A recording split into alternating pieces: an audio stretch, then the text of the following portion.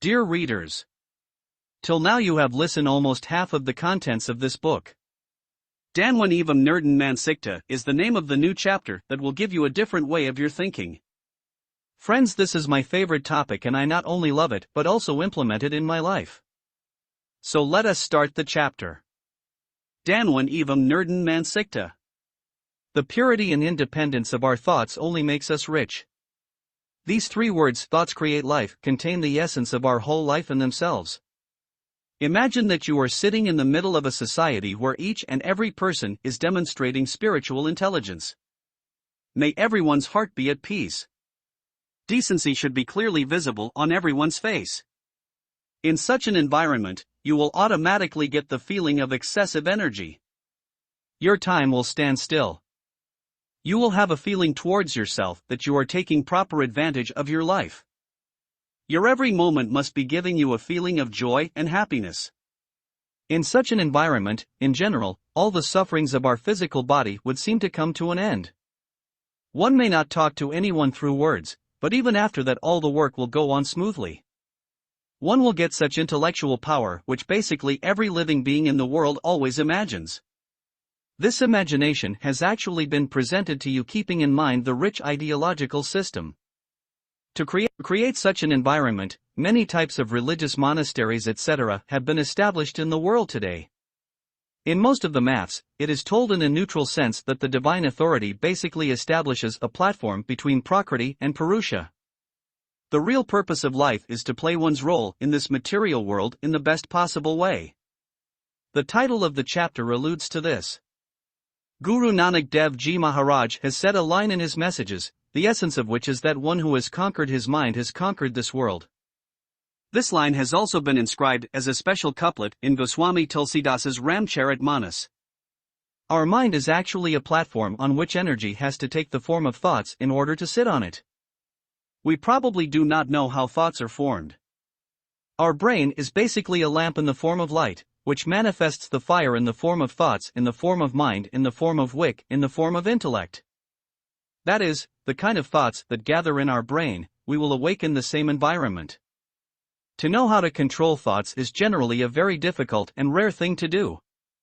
Goswami Tulsidas Ji has presented before us a formula of 40 cattle in the form of Hanuman Chalisa, in which each quadruped has special power to remove various obstacles in our life. To strengthen our intellectual power, a special role is to create a balance between the mind and the intellect. This balance can basically be determined on the basis of two particular planets. These two planets are basically known as Sun and Moon. Just as the light of the sun falls on any object, that object becomes clearly illuminated. In the same way, the thought towards which our intelligence gets attracted determines the path of a goal in life. Goswami Ji has given us a chaupai through Hanuman Chalisa. Sankad se Hanuman Chodev Mankar Vachandayan Jolav. This quadruped has got a prominent place in every religious book of the world. This chaupai reveals a beautiful balance of mind, speech and action. To understand this quadrilateral is to present a wealthy mindset. In your mind, perhaps being rich here should mean economic growth. This thought is also possible. Book Pet na Bhajan Gopala, Rak Latuya Kanthi or Mala. That is, if we are not able to get enough food, then what is the benefit of such a religious act? Goswami Ji says that hunger is also always seen in three ways: mind, words and deeds. All these three are different dimensions of hunger. The mind always suffers from the hunger of thoughts. The word is concerned with the hunger of our individuality in society. Karma, on the other hand, always worries us physically. Basically, we take these three types of food every day.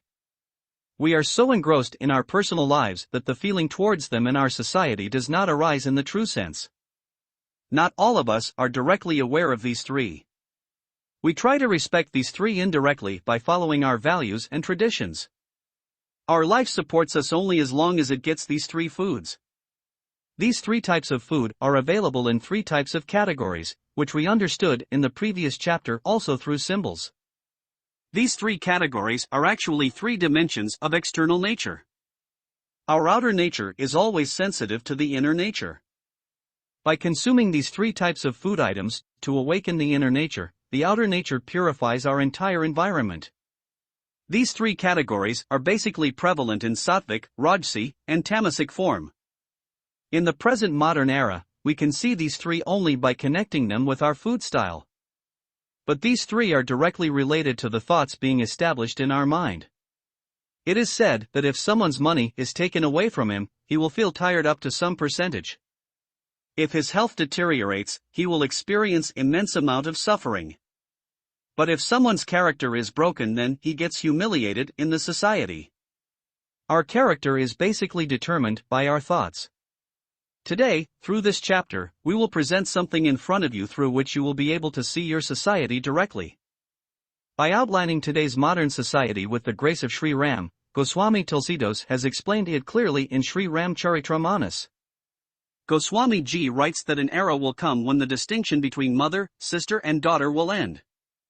Only economic relationship will be established between father and son. Sadhus, intellectuals, and capable women will be tortured. Canoe, bogey, thugs, and people with sly tendencies will be worshipable in the society. Only jewelry in the form of hair will be available to women for makeup. Every religious place will be bound to support hypocrisy and falsehood. Education and health will become the main areas of business. Brothels and taverns will come into vogue in the society. The general public will not be able to get pure food, water and air. Prakash will leave its iridescent effect. Such a unique era will be known as Kalyug. Meaning, today's modern era is in front of you. This entire era represents up to 90% Tamasic system. Pleasure and sex have become the main attractions of the present-day lifestyle. But another saying is also prevalent. When the lamp is shining at its last stage, i.e. nearing the end of its life, then its light appears to be very beautiful. Goswami Ji has also written that when this era will be reaching its last time, there will be a lot of happiness and facilities all around. Goswami Ji has addressed this era as the city of Maya. This city of Maya actually creates such an imaginary platform from within from which the Sattvik future has to be created. If we talk about a particular person, then the mundal of the person till the throat indicates the Sattvik tendency. The part from the neck to the chest indicates a royal tendency. The part below the navel addresses the vengeful tendency. Brahmasthan is considered around the navel. Lord Brahma, the ruler of all the planets, resides at this place. Brahmadev keeps this physical body connected to the universe by receiving the Brahman element from the sky. Akash Mard basically sits on the top of the person, which we also call Kapil. This place is actually received by the sun. In the Sattvik way of life, the sun guides the physical body. Sun presents a disciplined lifestyle while doing its work at a fast pace. Surya, in his discipline, uses all those arts, which are considered best for our life. There are 14 types of arts in total. The first art is to lead. The second art is to live in discipline. The third art is always to work at a fixed pace. The fourth art is to have equal and fair attitude towards everyone. The fifth art is to illuminate the society with one's own light, that is, to provide knowledge. The sixth art is to make the best use of every moment of time. The seventh art is to keep oneself energetic, by which unwanted elements are made desirable, that is, to provide gentle feelings to the evil intellect. The eighth art is to use one's ability to fill enthusiasm in the society through one's deeds. The ninth art is the best management of time, in which understanding the two aspects of day and night is a big part. The 10th art is to see each of your success as the success of the society. The 12th art is to give proper message to the universe as a representative of the society. The 13th art is to provide inspiration to the society to work in a new direction along with joy through each of its actions. And in the end, the 14th art is to always be a clear speaker. In Ramcharitramanas, Sri Ram is considered as Suryavanshi and Nawa avatar of Lord Vishnu. If discussed in the context of Ram's birth, you will get a direct example of Surya. With the help of Shringi Rishi, sage Vashishtha had performed a yajna for Dashrath ji for his desire to have a son. Shringi Rishi Maharaj was the son-in-law of Dasaratha. Through this yajna, he collected all the divine energy from the sun, using the form of Lord Vishnu, requested Agnidev to have a son. After this, Agnidev gave Kheer to Dashratha in the Amrit Kalash. This Kheer was divided into two parts. The first was given to Mother Kaushalya and the second was given to Mother Kaikeyi. All the three queens of Dashratha used to live very affectionately and without discrimination among themselves.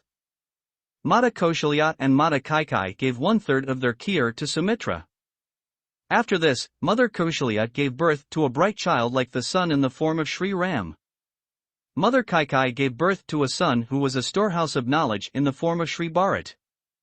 Mother Sumitra gave birth to two sons named Lakshmana and Shatrughna, equal to Rama and Bharata. After this, we can get all the incident from Ramayana or Ramcharitramanas. Our intellectual force and mindset are very important behind the way our physical body should basically function.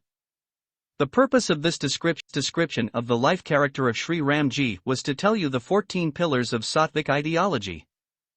In order that our physical body can use its intellectual power in the right sense, our 5 sense organs have been established above the throat. Our every action should be protective and like a king, for this the royal area has been established in our chest.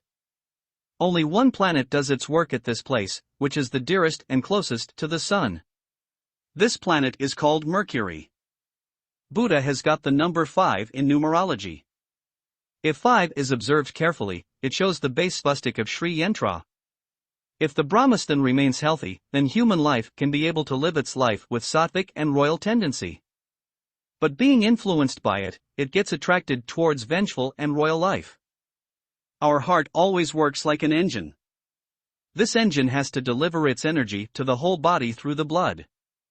The blood flow always moves in 2 clockwise directions. Our nasika has got 3 dimensions which are known as 3 nadis.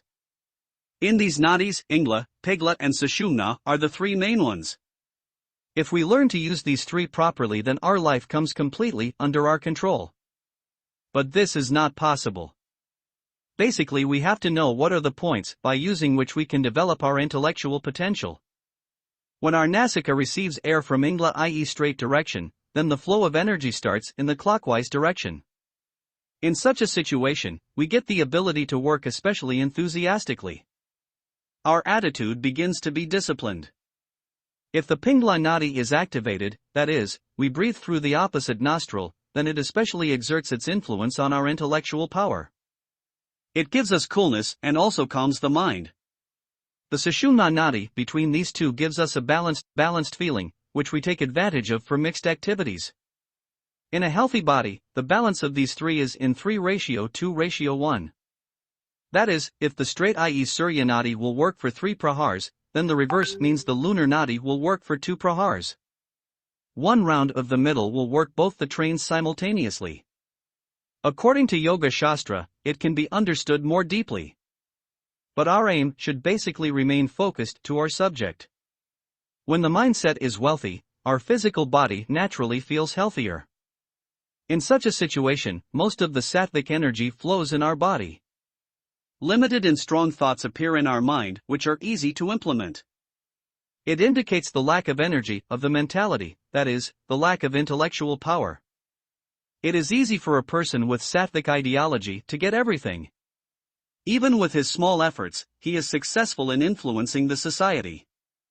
He has much more storage of energy than normal. In whatever area he lives, he rules like a king. All his associates are always happy with him. The external nature provides resources for him at every level. Due to the decrease in the amount of intellectual capacity, the brain starts entering from sattvic tendency towards royal tendency. In such a situation, some physical force may also have to be used to get the object. A person's labor is more than normal, and there may be some class of people in the society who do not stand in his support. That is, in such a situation, it becomes necessary for a person to actively do some work to maintain his reputation in the society. After this, if the intellectual power starts to weaken further, then gradually the loss of power of the person starts increasing. His labor now turns into toil. In such a situation, in the society in which he lives, there usually starts like a small-scale war. ideological differences start again and the amount of tension in life starts increasing. A person does not shy away from using special physical force to obtain resources. The vengeful tendency basically indicates the demonic nature. In such a situation, the part below the navel region of the physical body becomes active. In the modern era, the vindictive tendency has become completely dominant, so our intellectual capacity is also looking at the society from this point of view. Many questions are arising in our life, they mainly have no basis. But even after that, our every thought about him remains active. Childhood is safe as long as it does not come in contact with any particular society. Small children are normally the center of everyone's attraction only because nature has given birth to them with some sattvic qualities. But our society has basically taken an inclination towards vindictive tendencies, so the exploitation of sattvic qualities starts slowly from that child. As a result, we often hear that children fall ill. The root cause of the disease is called tamasic drishti dasha. For example, if a child is attracting the society through his charming image, then in such a situation, the vengeful vision prevailing in the society secretly steals this influence from him and makes himself strong. When this act is happening, no one comes to know about it. The child suddenly starts feeling depressed or irritable. Seeing this, his parents get worried and take him in their lap with love. In such a situation, some intelligent people also know the solution of this act and they also try to make the child free from the fault through mythological methods.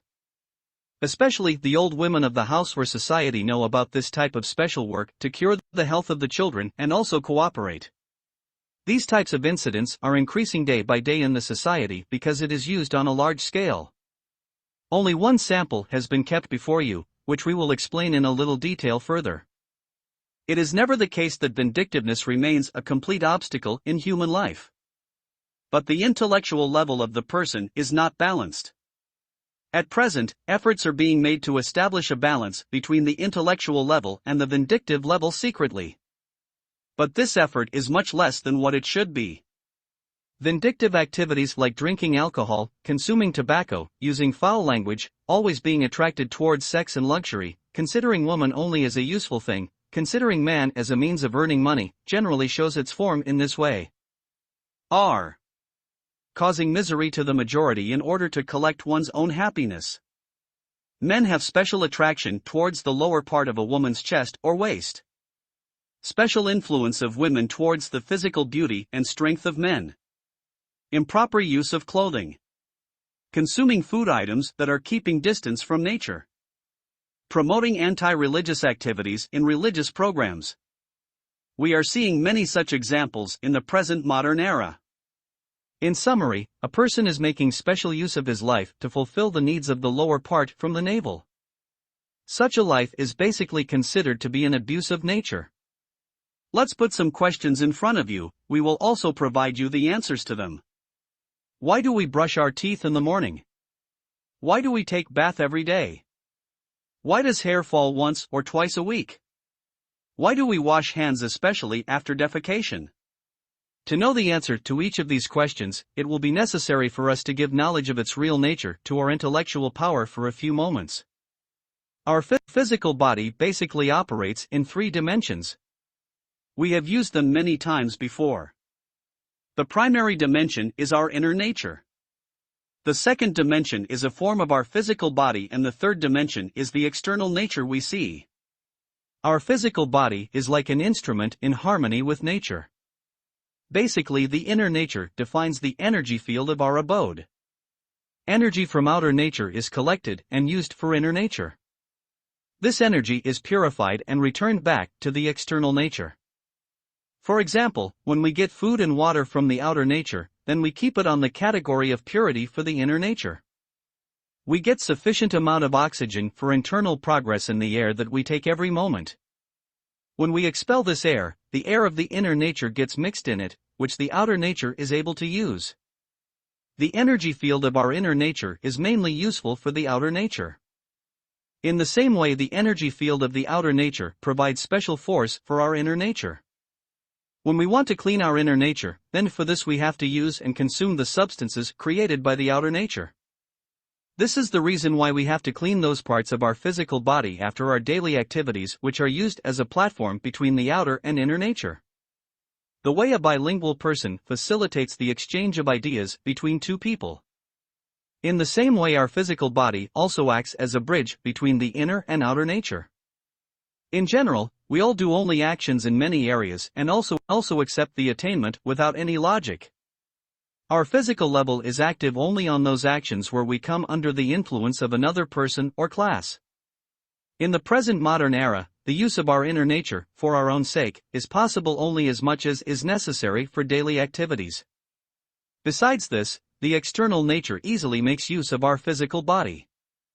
At present, the vengeful nature is exploiting humanity with great force. All possible efforts are being used for this.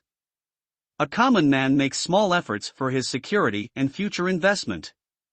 Many types of rules are set before him, of which charity also takes a form.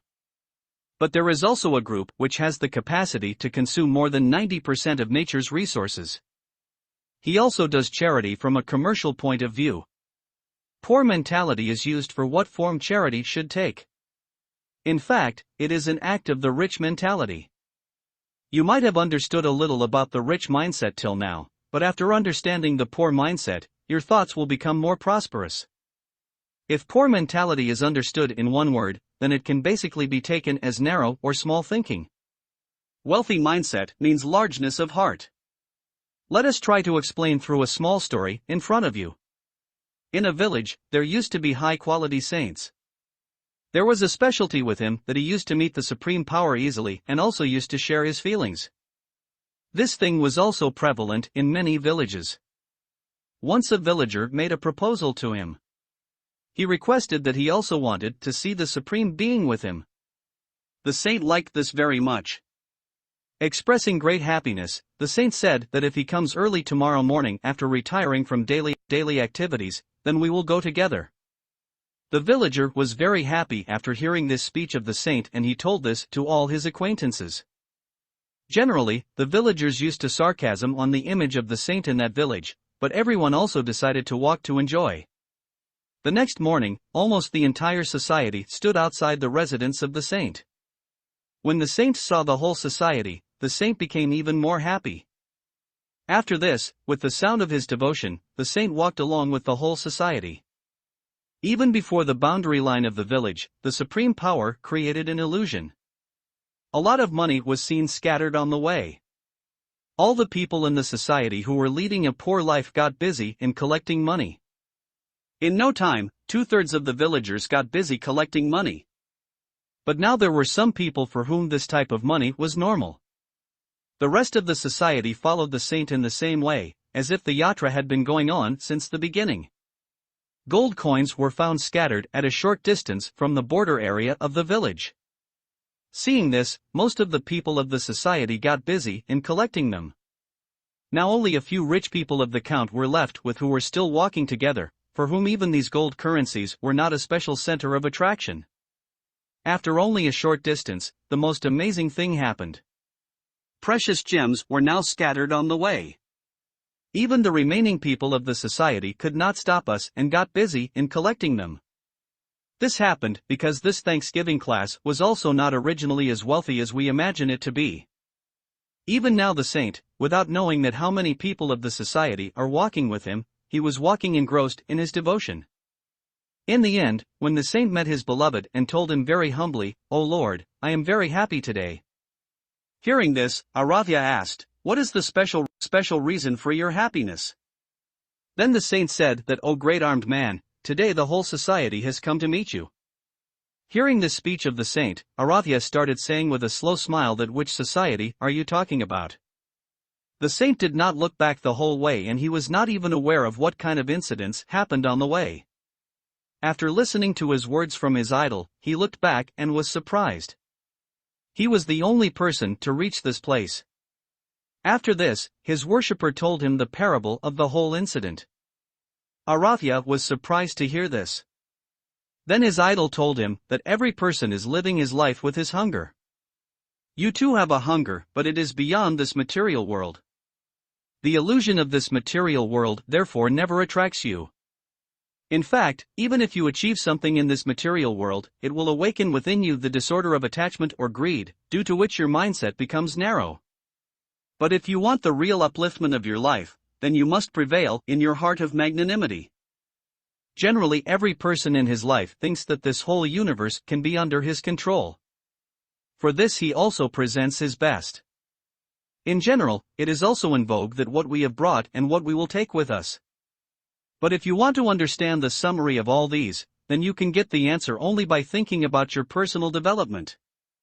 Basically, we must do our financial accumulation, but as much as necessary. Nature becomes unbalanced by accumulating more than necessary. The direct result of this is that the person who accumulates wealth, either in the form of money or things, gradually becomes attached to it. Even after the end of his life, this fascination does not leave him and he is bound to stay in this world for a long period. Every ritual also does not give him complete liberation and his biological body is closed forever from the bondage of the soul. This bond in the form of soul starts motivating him for the next many births. It is from here that such a chain of birth and death begins, which is described in the Garuda Purana. Man also tries tirelessly to get free from this bondage, but he is not able to know from where the bondage actually started. After this, the saint expressed his desire to know more deeply about this subject from his beloved. On this, Arathya smiled and said, "Make your mental image pure and always try to fill it with divine energy. You can stay on this earth for as long as you want, but never think that you have come here as immortal. You should remember that this life should be like a hospice and not like a permanent residence. The more you keep it clean and pure, the more the future will be built happily." Having said this, the worshippers disappeared and the saint again started towards his village. At the time of return, only one thought had become a matter of contemplation in his mind, that what measures we should pay attention to in order to make a clean and pure life. But he left everything to his beloved as before and re-engrossed himself in the way of life he used to lead. This story has been taken from Sri Bhagwat Katha Sagar, whose veracity may not be possible to prove. But one thing becomes clear from this, that rich mentality actually indicates an energetic intellectual level and poor mentality always forces to live a life of bondage. In our next chapter, we will touch the last step of this topic, which will basically prove to be helpful in giving a new direction to your life. Our life should always be based on a goal, but if we know what we should do to achieve this goal, then we can do anything. The Chaupai written by Goswami Ji, which we had described in the middle of this chapter, we will understand in detail in the next chapter. You can rest assured about one thing, that at the last moment of this book, you will also get the solution to make your life meaningful. Along with this, the title of this book must have been clear to you about the reality of charity. If you have got some pleasure in reading the book till now, then for this we would like to thank Sri Balaji Maharaj from the bottom of our heart, whose words of blessings have reached you. Dear friends, you have touched the end of this chapter also. I feel happy to see your interest towards this topic. If you wish to have the copy of this book, then please fill out the form available in the description box. Please do not forget to share to at least 5 of your friends. So we will meet in the last chapter of this book. Thank you so much for listening this book.